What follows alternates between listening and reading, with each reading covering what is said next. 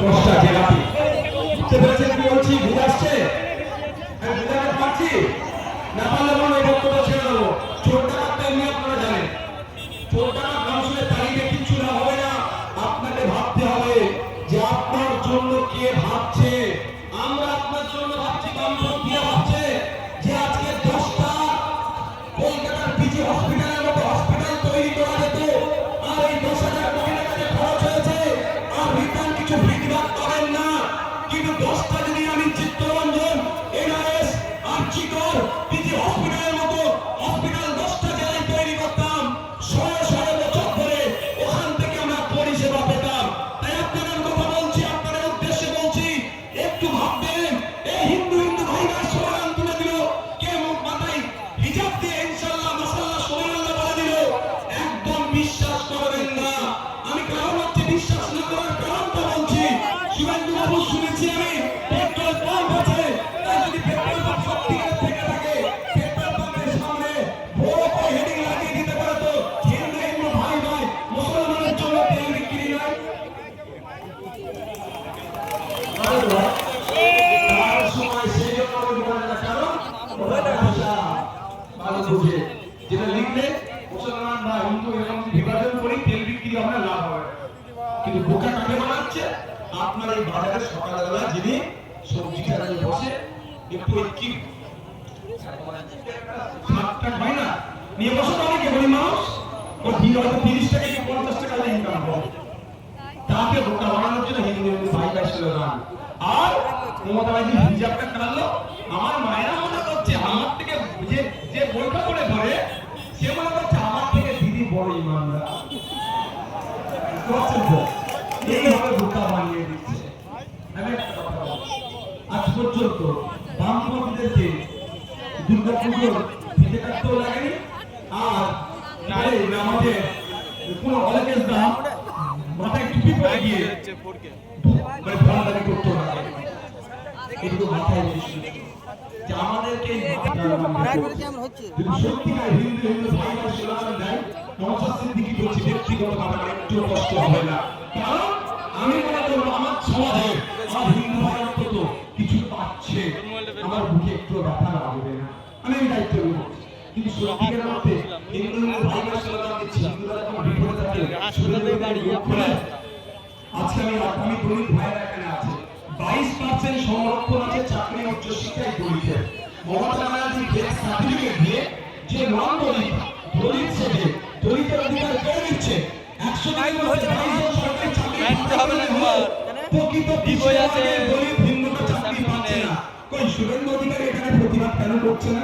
আমি 5 বছর বিধানসভায় ছিলাম, মাননীয় আমাকে যে কদিন জেলে আটকে রেখেছিল, ওই কটা দিন শুধু বিধানসভা আমি যেতে পারিনি। আর আমার বিশেষ কাজের জন্য মাত্র একদিন ছুটি করেছিলাম। আমি আজ পর্যন্ত একদিনও কামাই করিনি, কিন্তু আমি একদিনের জন্য শুনতে পেলাম না যে শুভেন্দু অধিকারীকে যে বাতিল করতে হবে, প্রকৃত দলিতদেরকে চাকরির ব্যবস্থা করতে হবে।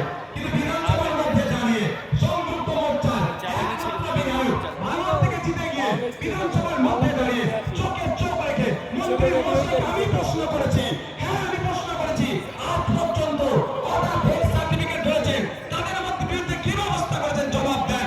মন্ত্রী মশাই জবাব দিতে পারেনি, মাথায় হ্যাট করে রেখে দিয়েছে। তাই আপনারা বলবো নওশাদের একার উত্তর দিতে পারেনি, আগামী দিনে একাধিক নওশাদ তৈরি করতে হবে, দীপশিবাদীকে জিতাতে হবে, নবনীতিকে জিতাতে হবে, সমৃদ্ধতাকে জিতাতে হবে, বিকাশ স্যারকে জিতাতে হবে, শামসুর স্যারকে জিতাতে হবে, প্রিয়াঙ্কা বর্মনকে জিতাতে হবে, মীনাক্ষী দিদিকে জিতাতে হবে, একাধিক মানুষকে পৌঁছাতে হবে। আর আপনারা যদি একাধিক মানুষ আমাদেরকে পৌঁছান, 148-এর ফিগার দেন, আমি আপনাদের বলতে পারি যারা এখানে দলিত আছেন, আদিবাসী আছেন, আমরা 6 মাসের মধ্যে কমিশন বসাবো, কমিশন বসিয়ে যত ফেক এসটিএসসি সার্টিফিকেট আছে খুঁজে বার করবো।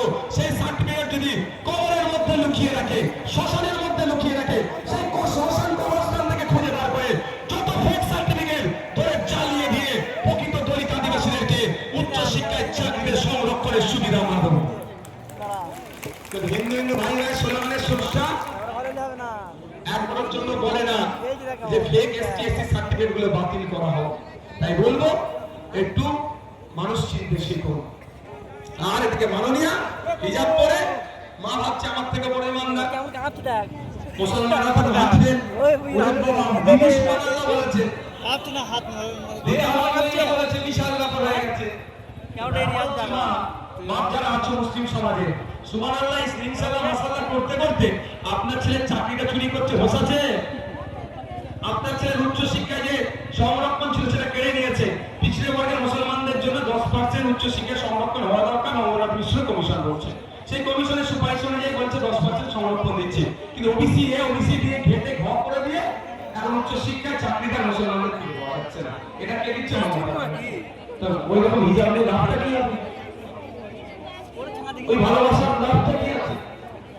তাই বলবো আমাকে মুসলমান যারা এখানে আছেন আমি তাদের উদ্দেশ্যে এই বার্তা, একটা প্রকল্পের নাম বলুন যে প্রকল্পের জন্য মুসলমানরা তৃণমূলকে ভোট দেবে। একটা প্রকল্পের নাম বলুন। এই মাইকের আওয়াজ তৃণমূলের পার্টি অফিসের দিকে যাচ্ছে নিশ্চিত হবে। তাদেরকে বলবো আমি সম্মানের সহিত যে আমাকে একটা প্রকল্পের নাম বলুন যে প্রকল্পের জন্য মুসলমানরা তৃণমূলকে ভোট দেবে। পারবেন? কারো জানা আছে? আমি বলছি আছে একটা প্রকল্প তৃণমূল বিজেপি বিজেপির ভয় প্রকল্প ছাড়া কোন প্রকল্প তৃণমূলের কাছে নাই। কি মুসলমানদের ভোটটা চাওয়া। দেখুন পাড়ায় পাড়ায় কি একটা কথা বলে, কি বলে? কি বলে? যে বিজেপি চলে আসবে, বিজেপি চলে আসবে। কোনো গল্প শোনায় না? এই গল্প ছাড়া কোনো গল্প আছে?